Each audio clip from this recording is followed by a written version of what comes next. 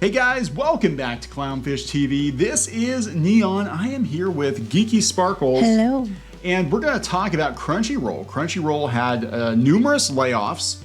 They were announced yesterday, I guess, but it occurred earlier or later last week, rather.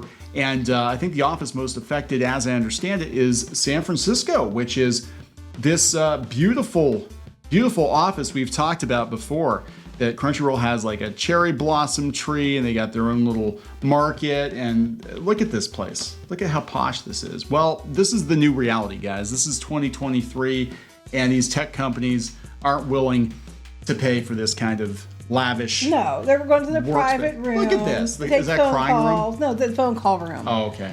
You know, there's a motorcycle that you could ride through the building. I don't know. I mean, this doesn't look real. This looks like the set of like the Real World MTV where they like stage the house, or it looks like what was the show? Just Shoot Me. Like this is what all these New York offices look like. This is like somebody, if you told somebody I'm going to open up an anime dubbing streaming company in New York or San Francisco. In the Zen room. Meet me in the Zen room. In the Zen room. This is what I would have. This is the Zen room. Holy God! I can't understand why they're losing money. I can't understand why they're losing money, guys. Yeah. So Crunchyroll under Warner Brothers was kind of a problem. They Warner Brothers got saddled with Crunchyroll because they bought Otter Media Elation. I forget who owned who at whatever point. They didn't want Crunchyroll. That was the long and short of it, as I understood it. The word on the street was they were going to roll Crunchyroll into HBO Max and just have like an anime tab. Look at this. Look at this. This is ridiculous. How much does this place cost them a month? Do they rent it or they own it? They leased it for several years. I'm just looking at this like, holy crap. How many rooms? There's the tree. There's the tree. Yeah. So anyway. It looks like a downtown like square. It does. Oh it's my like God. its own little city. And this is just, they don't even produce. And no, they do produce animation, like High Guardian Spice. Mm-hmm. That's what these offices. That's what they produce. They hold like a whole gym in there and everything else. God, okay. So anyway, well let's talk about Crunchyroll some more. First, please subscribe for more pop culture news, views, and rants, guys. Over 295,000 subs, almost 300,000 subs. Woo! Thank you for the support. Hoping to get 300,000. Trying to figure out what we're gonna do. Maybe we'll build an office like this. Oh yeah. Oh, there are bike racks. Look at that. Look at that. Anyway, back to what we're talking about. Crunchyroll.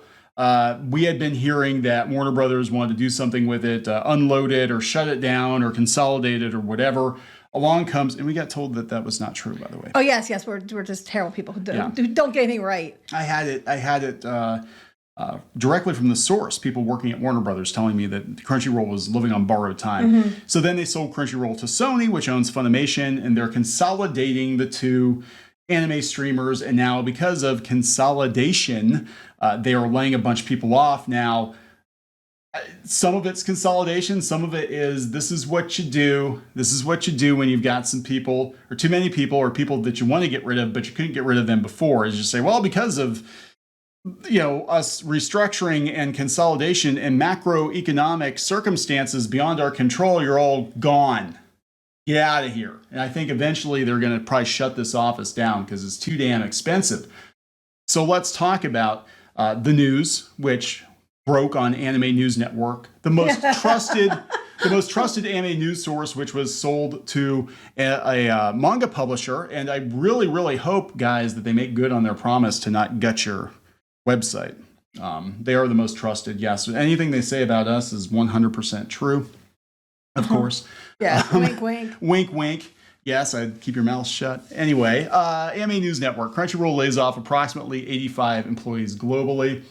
That's not a whole lot, honestly. Well, no, but they said this is the first round. I think there's going to be a lot more to come. And mostly it's San Francisco. How many of these offices do they have? That was my big takeaway. I'm looking at this. I'm like, okay, what do they have? Like 2 or 3 offices? Hell no. They got like freaking 8 or 12.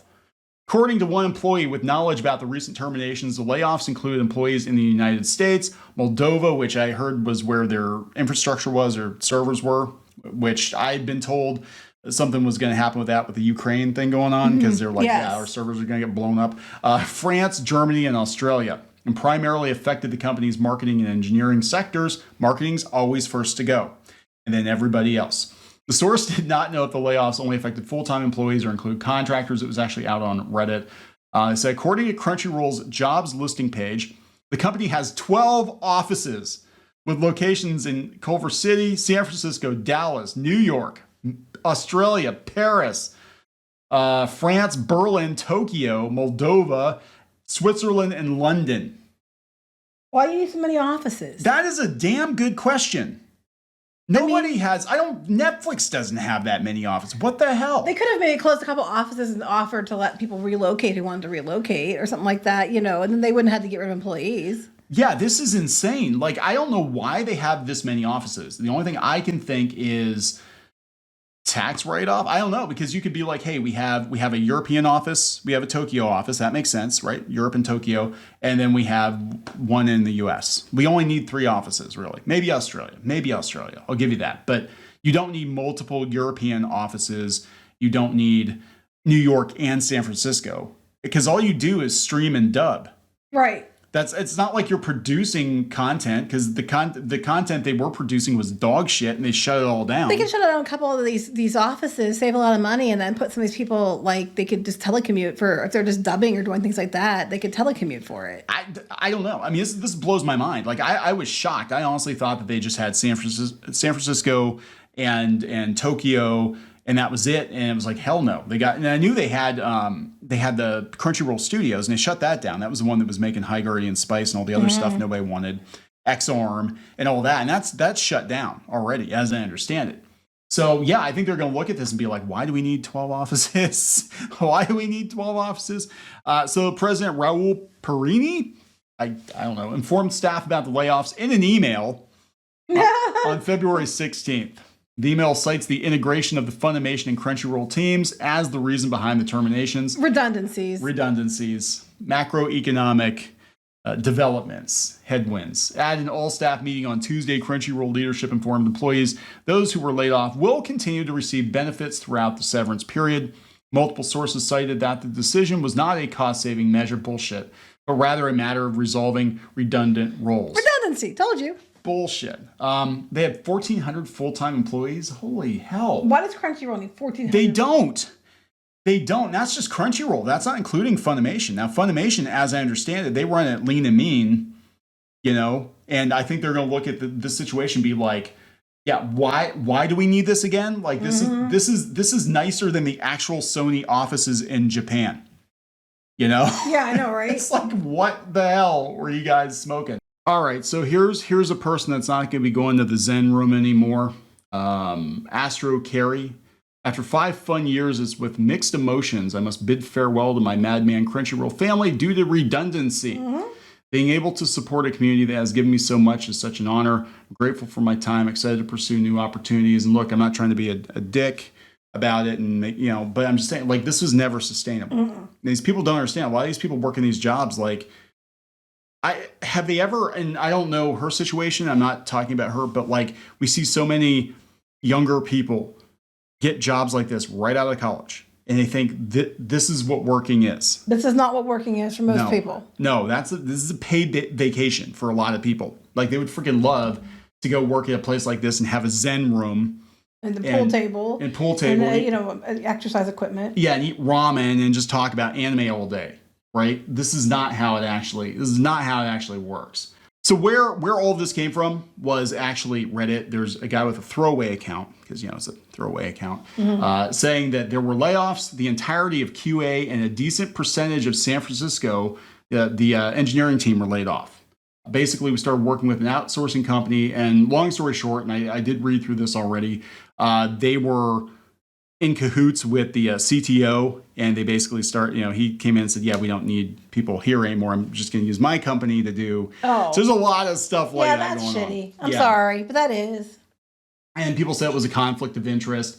So there might be. It is a conflict of interest, I'm going to say. Yeah, if true. If true. It's kind of a conflict of interest. So here's the thing, though. I just don't understand where this is going to leave the anime industry, because a lot of people, I mean, even before this, like, their marketing people were getting gone. I guess Crunchyroll Expo, I think, is probably done too, but Crunchyroll was like the biggest player, and they're laying a bunch of people off. You know, It's not a whole lot. I mean, 84 is not, but you know. oh, just wait. That's what I'm saying. If this is the only layoff, it's not bad. If there are more, yeah. Marketing's always first. Now, I did look into this building before, and I think it wound up being like $40,000 a month or something for this place. Might actually be more than that. But they have a long-term lease in San Francisco, and I think the pandemic definitely sent a sign to employers that, like, I mean, everybody thought their takeaway was going to be like, we can all work from home and get the same amount of work done. I think their takeaway was, well, half the people that are working from home aren't actually working, and we can actually get the same amount of work done with half as many people. So when the right opportunity comes along, first chance we get, we're going to get out of these really expensive leases. I would say my first takeaway would be, well, they can still work at home and I get rid of the building. That'd be my first takeaway. Yeah, well, I think that's going to happen. But their lease, I think it was like a 5-year lease or 10-year lease or something like that. So I think they're stuck with it, or they could sublet it. But I mean, this is ridiculous. I think we're going to see a lot of layoffs like this. A lot of people in for a very rude awakening. And again, I'm not trying to be like, neener, you got laid off. But a lot of these people working for these companies in nerd spaces lord it over the rest of us. They do like videos on like TikTok, and here's my day in the life of working at whatever, and you know, oh, they have my favorite wine today. You know, it's like yeah, they do that, and it's also, you know, they lord it over the fans because now there's a lot of controversy about their translators and how they're interjecting their own sensibilities into they're just now realizing that's an issue? It's been an ongoing, but yeah, people were like, you know, come on, we're tired of this. And you kind of look at the culture there and you're like, oh, of course. Yeah, but of course, the anime is offensive and this is offensive and that's offensive. And what's going to happen, I think these companies are going to realize they have a lot more employees than they need, and a lot of the employees they have are actually anti-help, and they will get rid of them. And that's just kind of the way it is. And we're going to have a lot of people in for a very rude awakening, both here and at websites, possibly Anime News Network. You know, we'll see what happens with that. But anyway, this is the new normal, guys. We're going to wrap it up. Yep. Please subscribe for more pop culture news, views, and rants, and we'll talk later. Bye.